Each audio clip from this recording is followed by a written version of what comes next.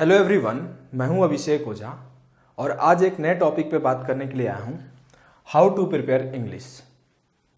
तो जैसा कि आप लोग जानते हैं, मैं एक हिंदी मीडियम का छात्र हूं, सरकारी स्कूल से पढ़ा, हिंदी माध्यम में पढ़ा, इसलिए इंग्लिश एक बहुत ही बड़ा डिफ़िकल्टी रहा मेरे लिए।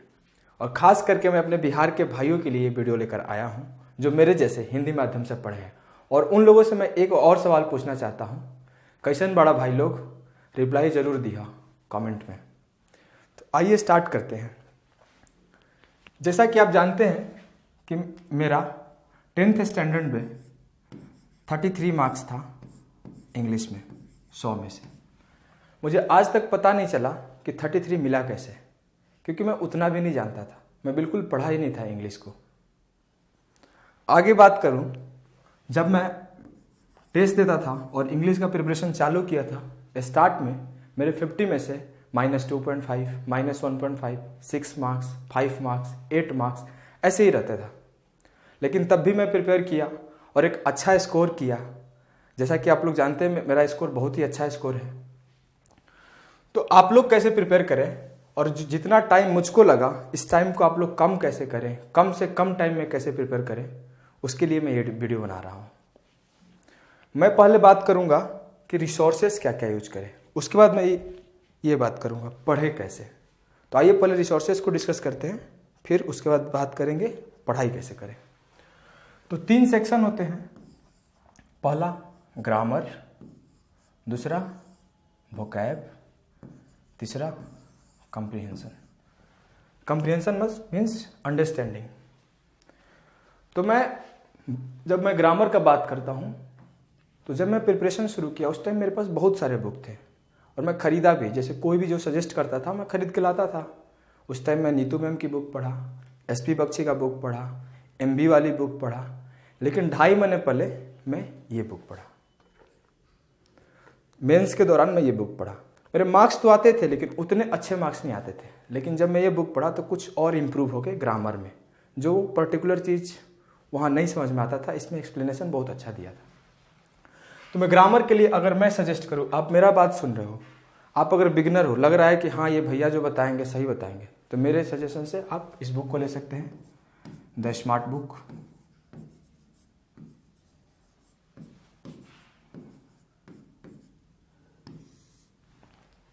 दूसरा सेक्शन है वोकैबुलरी। तो इसके लिए मुझको ज़्यादा प्रॉब्लम हुई नहीं, क्योंकि मुझको स्टार्ट में ही उज्ज्वल सर ने ये PDF दे दी थी। इसको मैं गया दुकान पे, निकलवा के लाया।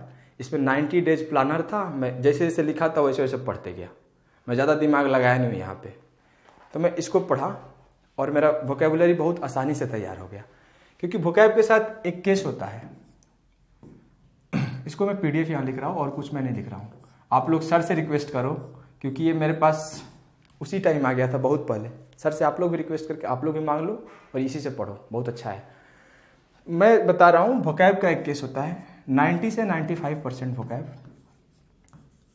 प्रीवियस ईयर से आते हैं। नहीं तो बुक वोकैब तो बहुत है, 10 लाख 15 लाख है। रेलिवेंट पढ़ना जरूरी है ना, जो एग्जाम में आएंगे। तो ये इसीलिए मुझको ये अच्छा लगा, कम टाइम में मैं तैयारी कर लिया। और कंप्रीहेंशन का बात करूँ तो न्यूज़पेपर पढ़ सकते हैं, नोवेल पढ़ सकते हैं, NCERT बुक पढ़ सकते हैं, इसका तो कोई लिमिट ही नहीं है। आइए अगर मैं बताऊं कैसे पढ़ा और किस तरीका से पढ़ना चाहिए, किस पैटर्न में पढ़ना चाहिए। अगर आप हिंदी मीडियम से हैं तो किस पैटर्न को फॉलो करें कि कम से कम टाइम में पहुंच जाए। क्योंकि सिर्फ सही रिसोर्सेस होना ही बड़ी बात नहीं है। ये तो बहुत बड़ी बात है, रिसोर्सेस आपको पता चल गया, लेकिन उसके बाद प्लानिंग भी अच्छा होना चाहिए, फिर आप मंजिल तक जल्दी पहुंच पाएंगे। तो क्या होता है, हम लोग तो हिंदी माध्यम के छात्र होते हैं, कुछ हमको ये बिल्ट होता नहीं है अंडरस्टैंडिंग।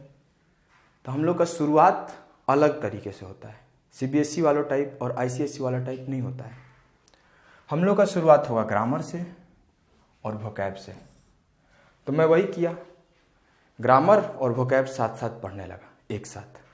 लेकिन सिर्फ पढ़ने से तो कुछ नहीं होने वाला, मैं पढ़ाई करता था, उसके साथ साथ प्रैक्टिस करता था।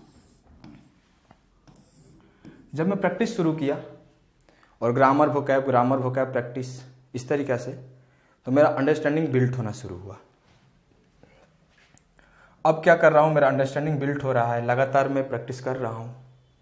तो उस टाइम पे जब मेरे को ये थोड़ा थोड़ा समझ में आने लगा तो मैं न्यूज़पेपर उठा लिया, नोवेल उठा लिया, एनसीईआरटी उठा लिया बुक्स और पढ़ा।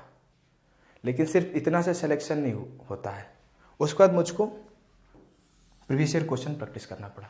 तो मेरे रिसोर्सेस बहुत बढ़ गए थे।